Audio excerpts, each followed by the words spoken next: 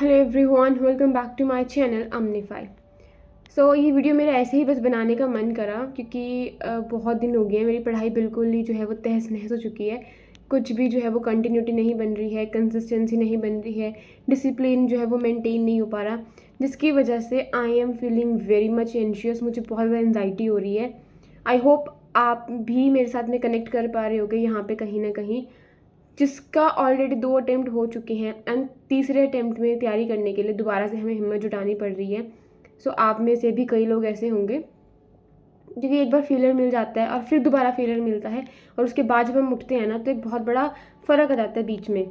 अब एक प्रॉब्लम तब आती है जब हम ना एम्प्लॉयड नहीं होते, हम अनएम्प्लॉयड होते हैं ना, बेरोज़गार होते हैं। अगर हम सिंपली बोलूँ तो अगर हम इतने लंबे टाइम तक बेरोज़गार रहते हैं और फिर पढ़ाई भी सही नहीं चल रही होती, जिस काम के लिए हम अभी तक बेरोज़गार बैठे होते हैं, और उसकी वजह से और भी रास्ते जो हैं वो बंद हो जाते हैं। एक तो यार यूपीएससी में चक्कर ही है ना, मैं आपको बताती हूँ कि यूपीएससी की वजह से मैंने अपनी मास्टर में ब्रेक डाल दिया, मतलब गैप डाल लिया उसके अंदर में। और उसके बाद फिर चलो मैंने मास्टर भी स्टार्ट कर दी, काफ़ी टाइम के बाद कर दी, मतलब जब मुझे लगा कि यार अब नहीं, अब कोई और भी चीज़ों को देखना चाहिए, कुछ और भी सीखा, वो वर्कआउट नहीं करा, ठीक है। अब फिर मास्टर्स पे आ गई मैं अपने साथ साथ उसके। एंड मतलब क्या बोलूँ मैं, हैव नो वर्ड्स टू से। Even I tried in the schools वगैरह में मैंने ट्राई करा, बट वो लोग कह देते हैं कि यार यू आर नॉट एलिजिबल। तो इंसान कहाँ जाए। एक तो ना यूपीएससी की ही चीज़ होती है कि हमारे पास कोई प्रूफ नहीं होता दिखाने को कि यस हमें सच में कुछ आता है। तो ये चीज़ होती है, और कोई आगे जाके नौकरी नहीं देता, प्राइवेट सेक्टर में नौकरी नहीं मिल पाती है, क्योंकि हमने बेशक 3-4 साल अपनी ज़िंदगी के यूपीएससी में स्पेंड करे हैं, लेकिन हमारे पास उस चीज़ का कोई ऐसा सॉलिड प्रूफ नहीं है कि भाई यस हमें वाकई में हमारे अंदर नॉलेज है, कुछ है, और समझ नहीं आता उस नॉलेज को वहाँ पे जाके कहाँ पे काम करें। ये चीज़ है। इवन मैंने घर पे भी पढ़ा के देखा बच्चों को, लेकिन उसमें भी अपने कुछ अलग से चैलेंज फेस करने पड़े मुझे, बहुत ज़्यादा चैलेंज फेस करने पड़े।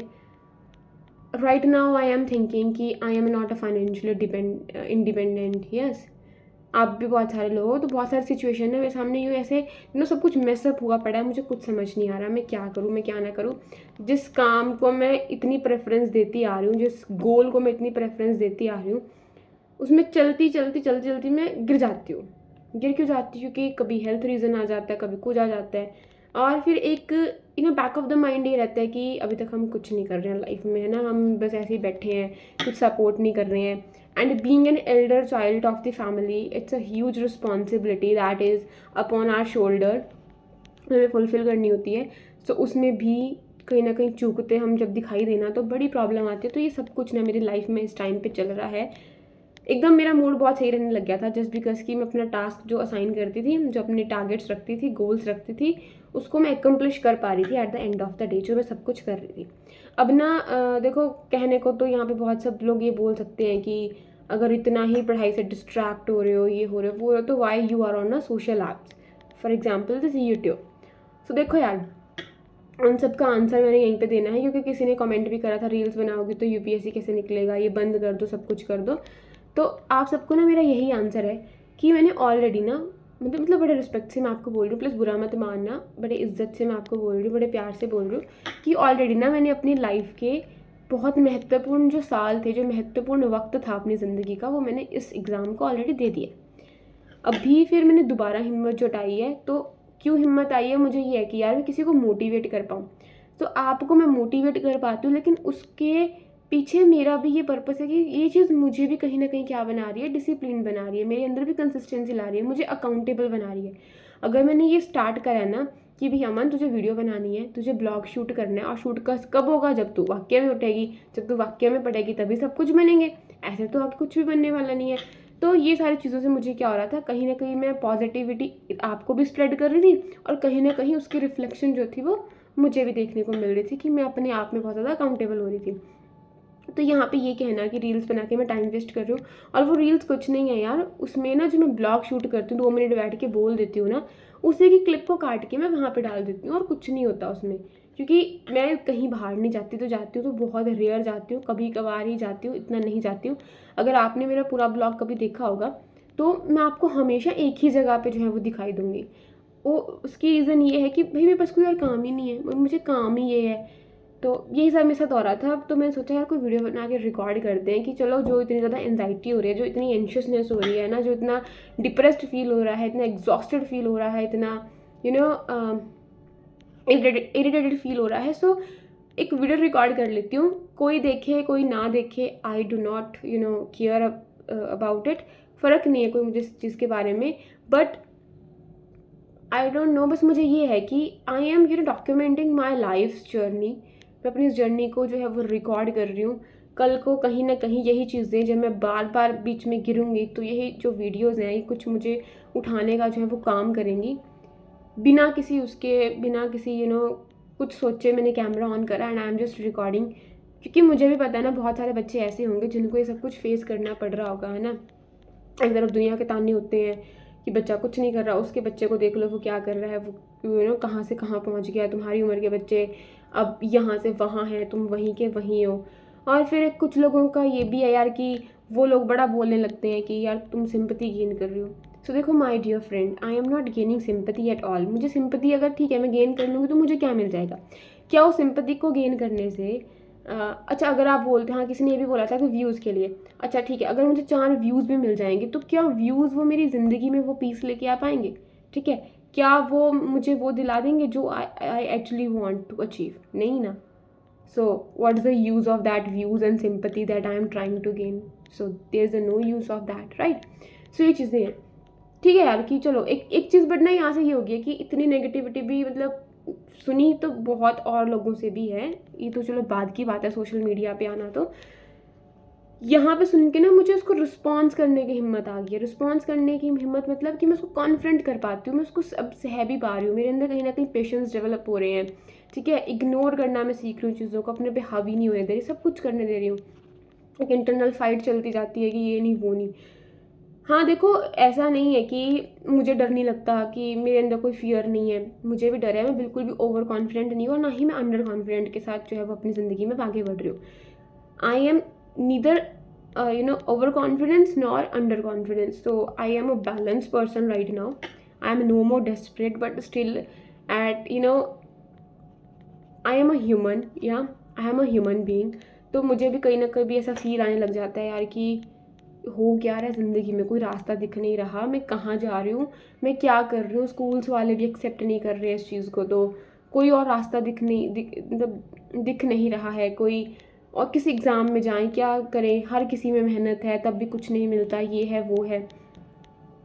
कई लोग तो बड़ा बोल देते हैं कि यार तुमने ही नहीं पढ़ा होगा, शायद तुम्हारी ही गलती है। ठीक है यार, मैं तो इस चीज़ को भी एक्सेप्ट करती हूँ कि ओके शायद मैंने ही नहीं पढ़ा।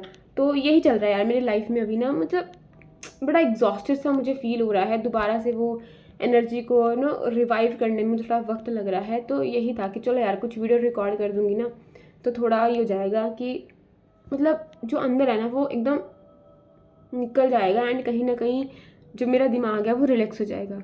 मुझे तो ना यार वीडियो बनाते हुए इतना एक तो मन में ही डर लगा रहता है कोई भी कुछ भी स्टेटमेंट यहाँ पे बोलने से पहले यार कि पता नहीं लोग क्या बैकफायर कर देंगे। और फिर मुझे ये भी लगता है कि चल अगर कुछ बोलेंगे भी तो कोई बात नहीं, मैं ही थोड़ा क्या हो रही हूँ कि मेंटली स्ट्रांग बन जाऊँगी, लोगों के इस क्रिटिसिज्म को सहना सीख जाऊँगी। And it's it's partially not partial, it's completely true that yes वाक्य में I am learning to confront these kind of situations in my life and I am becoming stronger day by day. तो ये चीज़ है। बस ये यार चिंता मत करो, है ना, एंशियस मत रहो। खुद भी मैं भी टेंशन में बैठी हूँ यहाँ पे और कुछ नहीं है, लेकिन ये सलाह दूंगी यार फिक्र मत करो, देखते हैं चलते जाएंगे। रोज़ ये पढ़ाव आते हैं, इतना ज़्यादा मैं डिप्रेस होगी ना यार, मतलब बेड पे रह के इतनी तबीयत मेरी डाउन गई, सब कुछ गया। और फिर दोबारा से दोबारा स्टार्ट करने में वो लगता है यार, फिर एक चीज़ रहती है कि यार कुछ बैकअप भी नहीं दिख रहा है, क्या करें क्या ना करें। जर्नी लंबी है बट हम हिम्मत नहीं हारेंगे, चलते जाएंगे। बस यही था मेरे मन में जो था कुछ, बस वो कुछ आधा अधूरा निकल चुका है। एंड उसके बाद आप लोग यकीन नहीं मानोगे, even I am having pain here also. मतलब इतना ज़्यादा मेरी पूरी बॉडी में जो है ना वो मुझे मतलब पेन फील होता है, मेरी फिंगर्स में भी लिटरली इतना पेन है। पता नहीं अचानक से क्या होता है क्या नहीं होता चीज़ें। और मैं दोबारा रिपीट कर देती हूँ, हाथ जोड़ के यार, I am not here to gain a sympathy at all.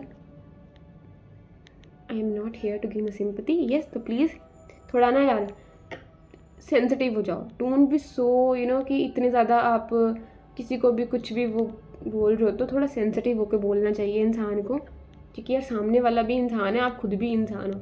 But I do not accept from anyone कि किसी कोई सेंसिटिव होकर हमसे पेश आए। चलो कोई ना यार, हर किसी का अपना अपना होता है। सो यही था, पता नहीं मेरे मन में सब कुछ आया, ये कुछ भी जो इतना मेरे दिमाग में मेस चल रहा है, ये फालतू के कॉन्फ्लिक्ट्स मेरे दिमाग में चल रहे हैं। कभी मन करता है कि मैं इसको छोड़ दूँ, फिर लगता है कोई और रास्ता पकड़ लूँ, पर और रास्ता मेरे फेवर में नहीं आ पाता, ये रास्ता मुझे ज़्यादा फेवर कर रहा है क्योंकि इसमें बैठ के ही पढ़ना है।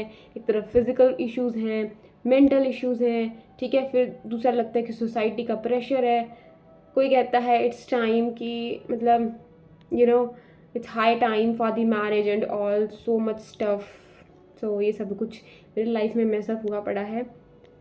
सो बस मैं इसलिए वीडियो बना रही थी, मुझे कुछ समझ नहीं आ रहा।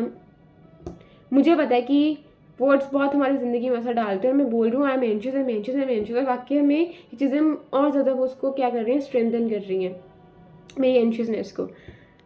कभी कभी ना यार इतना पॉजिटिव इंसान भी, मतलब जो इंसान भी इतना पॉजिटिव रहता है, वो भी ब्रेक डाउन जो है वो हो जाता है, वो भी टूटना शुरू हो जाता है। तो ये आप सबके साथ में भी अगर हो रहा है तो ये बहुत ज़्यादा नेचुरल है, फिक्र मत करना यार, ठीक है। बस यही था। सो थैंक यू एवरीवन। पता नहीं मैंने क्या वीडियो रिकॉर्ड कर दी क्या नहीं करती, मैं इसको अपलोड कर दूँगी ऐसे ही, क्या एडिटिंग वगैरह तो कुछ नहीं करनी होती ऐसी वीडियो में। मुझे एक बैकग्राउंड म्यूज़िक डालना होता है, वो भी कि चलो ये जो ऐसी आवाज़ें आती हैं वो आपको परेशान ना करें, है ना।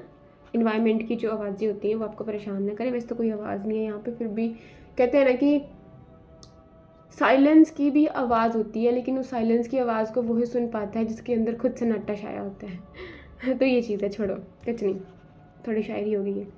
बस यही था यार, बस चलती है ज़िंदगी तो चलाएंगे, देखते हैं क्या बनता है आगे, अपने हम कर्म करते जाएंगे। तो बताना मुझे आप सबके क्या हाल है, आपकी लाइफ में क्या अप्स एंड डाउन्स आते हैं। तो चलो मिलूंगी फिर मैं आपको बहुत जल्दी। Even I pray for myself कि मैं जल्दी से ठीक हो जाऊँ यार, मैं दोबारा से कर पाऊँ, क्योंकि मुझे बहुत गंदा फील हो रहा है, मैं नहीं पढ़ रही हूँ तो मुझे ना हर चीज़ खाने को दौड़ रही है, मेरा कहीं मन नहीं लग रहा, I am feeling irritated, I just want to cry, even I cried again, I am not getting sympathy. So thank you everyone, bye, all the best.